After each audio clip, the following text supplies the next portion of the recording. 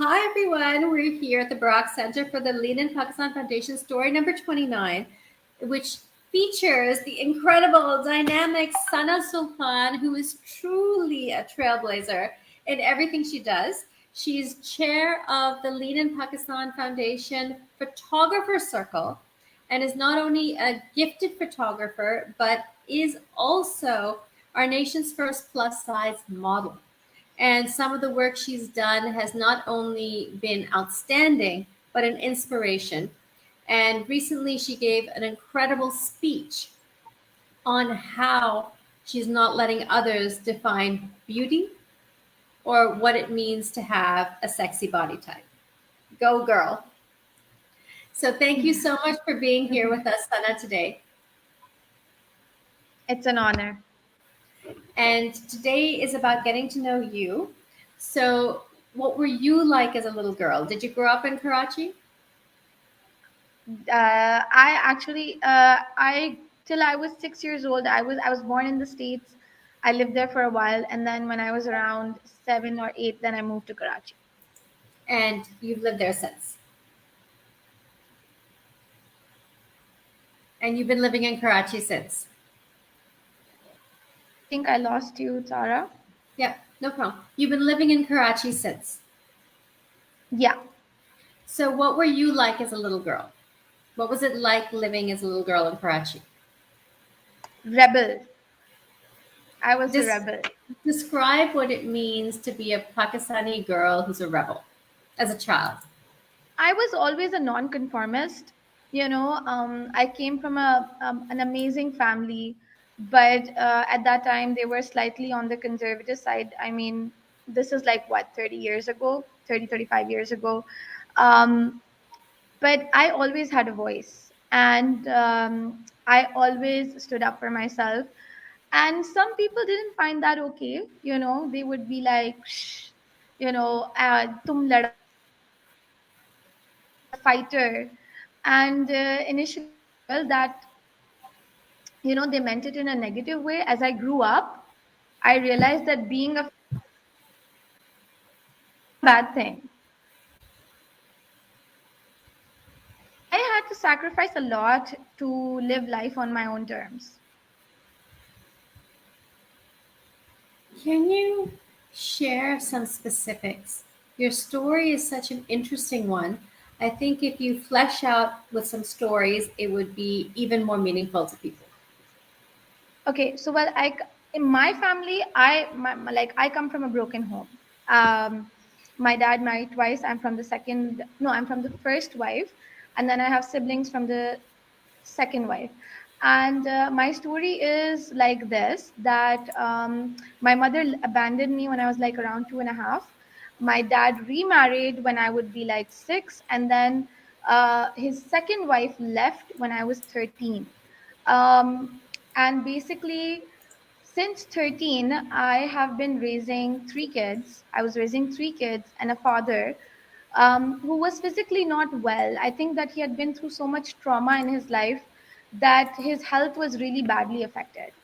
So I left my studies, and for like, I think around 8 years after I did my high school, and I was taking care of 3 kids. I had no life. There was no life. And at that point, around the adults around me were like just very confused. Like, what should they do? Someone wants to get me married. Someone wants to do this. Someone wants to do that. My uncle was the one who actually pushed me into having a life. And my life started by working at his company. And that is when I realized that, okay, I like working, you know. So he kind of bribed me. He's like, I'll give you a new fancy phone or something if you finish your education and go to college. And I said, okay, all right, let's do it. And I did it. And then right after college, I started working at Espresso. Um, I know that you guys are like, you want to like understand the struggles. The struggles, first of all, being a woman in this country, that's like one of the biggest struggles. And then if you have a career, if you're doing this, you're doing that, like, from my time when I was 20, 25, it was not okay for me to worked after like 9 o'clock at night. It was not okay to be working in an office full of men. There were a lot of things that were not okay. And I'll to be honest with you, in a male dominated society, I do have to suffer way more, and I'm still suffering. I'll be honest with you. To date, I am at an entrepreneur level, and I thought, I was like, okay, the patriarchy is going to go away. It's going to go away. When I'm going to be boss, it's going to go away. That does not happen. You don't have equal rights. You are not, literally, you are not paid equally. Like the other photographers at my level are minting money, but people look at me like, why do you need money? Or, you know, why do you need this? You're a woman. You're gonna just go marry somebody and he'll take care of you. So I struggled a lot with my weight as a child. It was not easy. I was bullied a lot. I I was huge in 2006. I was huge, and that is when I got my gastric band, because my dad was so concerned of me getting married, and he was like, nobody's going to marry this girl who's this big. So I got a gastric band from India, and my weight loss journey kind of began like forcefully, but somewhere around 2015, and at this point I'm not very thin. I'm still not very thin. I'm still not thin, you know. Um, it took so long to realize my worth, my value, how to love myself, and how to understand that none of this matters. You know, that was a long journey. And, I have so many nieces and nephews, and especially the girls. I have female photographers. I hold workshops in my studio, and self-esteem and confidence is an issue. These boys can go to Empress Market and go to these bazaars and do all the fun shoots, whereas we are just scared to like get groped or get mugged or get robbed or something. But I always hold these workshops and seminars where I call in like veteran photographers like Kohi or Amin J, and then come and talk to these girls and give them the um, the right guidance, which I feel that at my point, there was literally Kohi and Amin J were the people who gave me guidance. And there was no one else who was willing to give me guidance. All the top photographers who I knew, who I socialized with, you know, um, but these guys, and I told them to like speak to these girls, and they did. But it's a start. We need to do more of empowering these young photographers, these girls. We need to do a lot for them, and I realized that. um yeah, so It's so important to have people you can discuss your journey with. And you mentioned how important Kohi and Amin were in your yes, journey. And yeah, they, of course, are guys, great guys, but absolutely male. And now through Lean In, with you chairing this women's um, basically photographer circle, you are bringing together women photographers. In the past, you've taught them and taught other women photographers. And now through this circle, you're spending time with them. yeah. Can you talk a little bit about what's to Well, I'll you tell and you for something. you and why it's so important for you to bring women together in this way through Lean In? All right. So two things. I did speak about Kohi and Amin, but I just want to add another person's name. Um, Seher Paracha. She is the owner and publisher of OK Magazine Pakistan. In terms of my photography career, yes, there was Kohi and Amin to mentor me when I was a freelancer. But it was Seher Paracha that I feel took the diamond in the rough and polished me like anything. She trained me in everything. Like, and she believed in me, and she valued me. So if I had to if if I talk about sisterhood and womanhood, and you, Tara, I mean, you have always been there for me, and you have always been cheering for me, and over the years I cannot remember one time that Tara didn't include me in her activities in her life and appreciating me. So you are there. There's Seher Paracha is there. There are other women like there's Amal Kadri, who's my stylist. There's my makeup artist. Everyone who empowers me and lifts me. Now, in terms of empowering young women, um, I feel that if I'm going to be empowering photographers, young photographers, female, I would, yes, I would love to teach them the technical stuff and the business side of everything. But I also will have to teach them how to survive in a male dominated industry of photographers. And I'll be honest with you, I'm still learning. I'm still coping. I've been an entrepreneur for like what, 3 years, a photographer for over like 13 years. And I've held these workshops where I've empowered women. So with these women, I the it's not just the street smart or the business acumen is something that you want to give them. The biggest thing that lacks amongst young girls is the self confidence, the self esteem, to do more. For instance, they I feel this, when they come to me, I feel they're a little scared of um, getting studio lighting or gear and stuff and all that. They get intimidated by this stuff. So I actually want to eradicate that. I want my girls, my women, to be as good with the technical stuff, with the confidence, with the self esteem. So, with Lean in Pakistan, yes, I will coach them for the technical stuff and the business side. But as women, I have one thing I want to teach them, which I learned the very hard way. Women who lift up other women are the kind of women you want to be around. And that's it. And you know, uh, our bread and butter comes from God. So if I help Tara or Tara helps me, it's not going to happen like I'm going to take Tara's bread and butter or Tara will take my bread and butter. You know what I'm saying? So that thing I want young girls to understand, because in the male community of photographers, that's what happens. They do lift up each other, they do help out each other, they even help me, the women as well. Okay? But for young girls, I feel that this message is very important. The message of sisterhood, the message of empowering each other, and not being afraid to ask for help. Like, like, oh, I want to ask her for help because it's intimidating, or I'll feel, or she'll see my insecurities. She's your sister. She's going to help you. And for my goal for Lean in Pakistan as the chair of photography circle, and especially I'm so excited that's going to be all women. There are so many plans that I have that I can't like stop thinking about it. It's like ye bhi karna, ye bhi karna, ye bhi karna. I have to do all of these things. So yeah, that's my point of view for Lean in Pakistan, the photographer circle.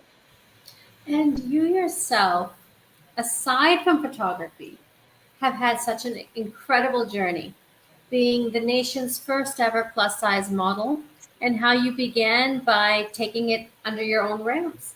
Yeah. You took the stylist, the hair and makeup, the photographer, and you did your own shoots to just showcase. And your shoots are not just shoots, they are knockout shoots.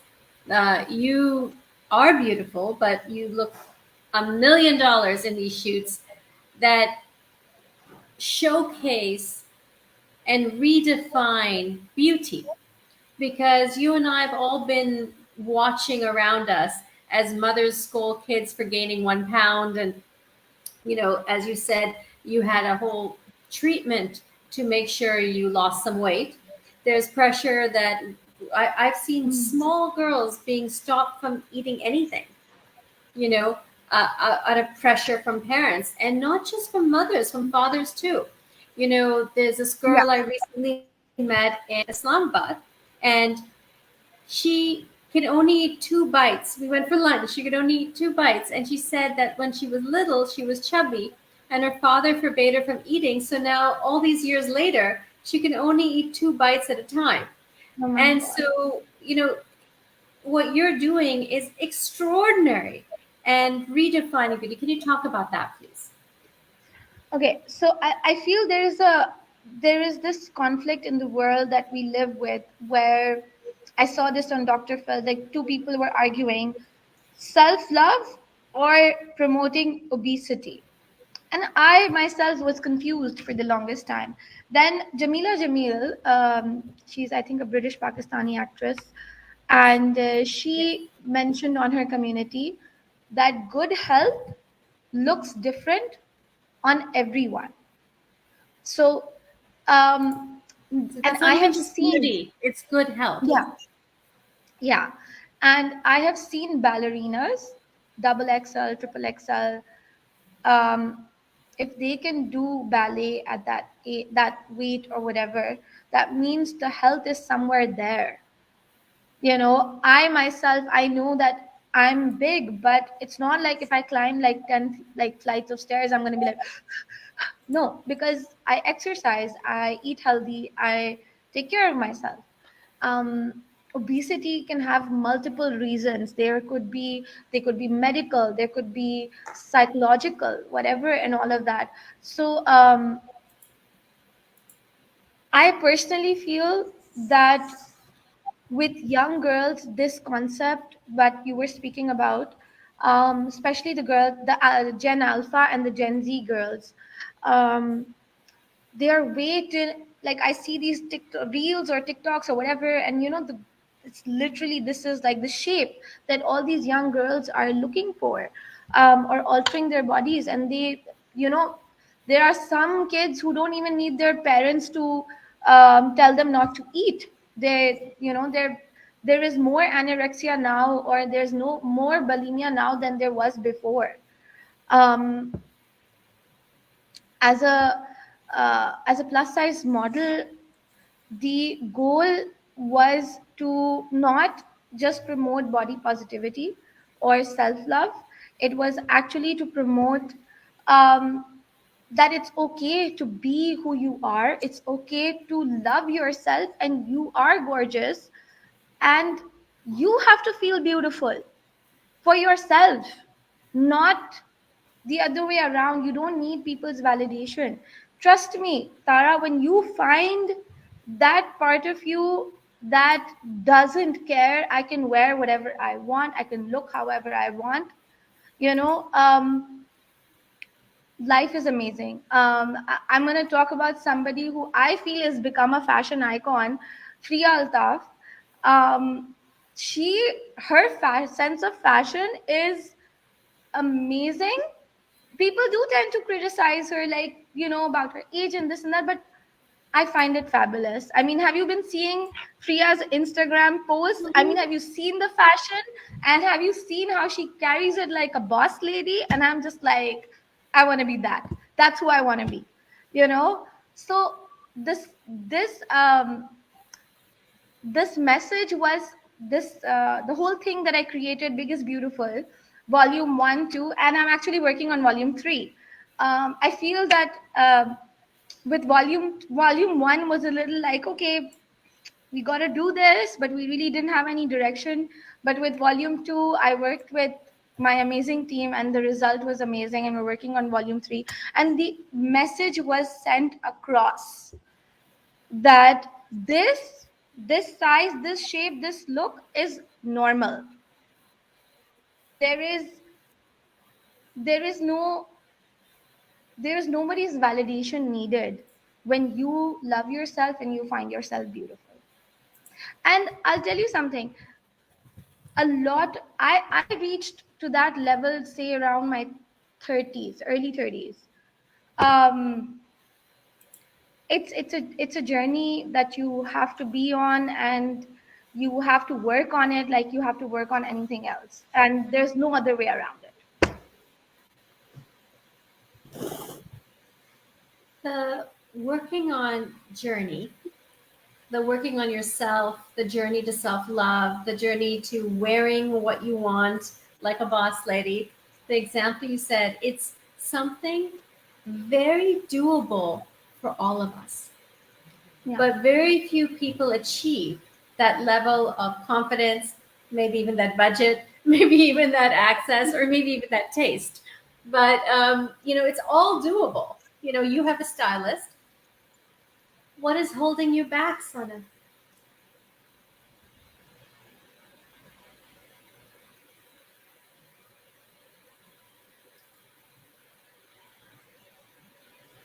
Sorry, you got cut off. What is holding me back? Back. You have the self confidence, you have the network, you can dress however you want, whenever you want, with whoever you want, like a boss lady. Why are you aspiring when you can do it today? I'm not aspiring it. I'm see, the thing is, so in terms of like paid modeling work, I've landed only 3 gigs. I'll be very honest about that. But I have found a photographer who gets the concept of Biggest Beautiful amazingly, and that is Kohi Mari. And I've been working with him since last year, November, I believe. And other than Biggest Beautiful 2, I've done like actually multiple shoots with him, which are just like one outfit thing. And, there's nothing holding me back. But I'll be honest with you. I'll tell you the problem, what's happening right now is that, see, I myself am a photographer. So I understand that booking a model who's not done a lot of work, so she should keep her price a little bit reasonable. So that is what I think as well, that I can be Sana Sultan, but I don't want to charge for my name right now. I want to charge for like my capability. The problem is, even though I've kept a very minimal cost of per outfit or whatever, people still want me to do free work. And I said, and my thing is, no, I am worth more than that. And I'll be honest with you, that doesn't just come from modeling. It's a struggle as a somebody who's a female freelancer or an entrepreneur. Demanding your worth and getting it, it's not easy. I actually learned this from a very young girl. Why? I don't know. I'm sure you also know her. Amna Akil's daughter, Ayla. And this girl came to my studio, I think 1.5 year ago. And I said, Ayla, I'm struggling with this. This is what I'm struggling with. And she said, demand your worth. Whoever wants to work with you will work with you. That's it. That is it. And then that is something that I have in my mind. So yes, I am doing modeling work on my own with my team. But when it comes to brands, I've done only 3 brands. And if I don't believe in doing free work for exposure. I'm just like so done past that bit of my life. I'm not 25 anymore. I cannot do this. I will only work with people who value me. And if someone values me, they understand the worth of my time. That is the only reason. Nothing is holding me back. I'm very happy. I'm doing my thing, regardless of someone is booking me or not. Amazing. And do you see, like, you've seen now plus model, size models, queer models, all types of women's beauty on Beauty. Sports Illustrated Yeah. and covers. Yeah. Have you, do you envision yourself being on the cover of our magazines? Of course. Why not? I would. Mhm. I actually have a vision. I'm sitting in my office right now. There's a vision board right in front of me, and there's a picture of my first biggest beautiful shoot, and it says branded supermodel. And I look at it every day when I come to work. So I am manifesting it. Yes, inshallah, inshallah, I would want to be on the cover, and not want to be on the cover to be in the spotlight or glamour, but for young girls to be able to see, love yourself no matter what shape or size you are. And it's Just so inspiring. And you always speak with such conviction on this very, very important topic because it's not just about body, it's about self esteem and self worth. And there can be many, many reasons people struggle with their self worth. yeah. And you're spotlighting just one sphere. And it's very inspiring, Sana. You are inspiring, Sana. Thank you. Thank you. Really appreciate it. And where do you see yourself next? This year I've decided to um, work on myself a lot. Mental health, physical health, exercise, and mental health nurturing. Where do I see myself in this? That I'm going to keep going. I'm going to keep on going and doing this and remain an activist for plus size beauty, body positivity, empowering young girls. I'm going to keep on going. And I see myself, my company's name that I actually have reserved for teaching is called Fuse Academy. I have huge high hopes for it, and I want to empower with Lean In Circle. Um, I want to empower these young girls, and we can just create this army of amazing young female photographers that are just going to take over like anything, and I would love to lead them. That is one thing that I see, that within a year I at least have a goal to have like 10 girls be launched in the business and be like, thank you, Sana. And in terms of modeling, I'm going to keep on going, I'm going to keep on doing my thing, and the rest is up to God. Well, it sounds more and more exciting. And I know those of us watching your journey are are absolutely entranced by it. Do you have any acting goals in mind? I actually love acting. I love acting a lot, and I've done like bits and pieces in my sister's thesis movie, or friends this movie or that movie or whatever. I love acting. I'm gonna be one of those entrepreneurs who like to dip their toes in a little bit of everything. So yeah, sure. I spoke to Saqib Malik, the director, about Yes. this. And I said to him, I said at some random party, I said to him, I said, you should make a movie on my life story. And he's like, Acha, tell me your life story. What's your life story? And I'm sitting there in a party, and we're just like talking, and he goes like, where's the climax? And I'm like, oh my God, where's the climax? So maybe whenever that climax comes, Saqib will consider, putting me in one of his films or his ads. Well, why not? I mean, you have both the beauty and you have the network. Even the Yeah. TV commercials we see have people who are meant to represent families and meant to represent real people. And you're incredibly beautiful. So it makes sense that you will have that lucky break soon. We're definitely Thanks. all rooting for you. And we Thank you. thank you for um, creating this amazing Lean in Pakistan circle for female photographers and Thank being you. such a pillar of the community and all that you do. Such an inspiration. Thank you, Sun. Thank, thank you so much. Thank you so much.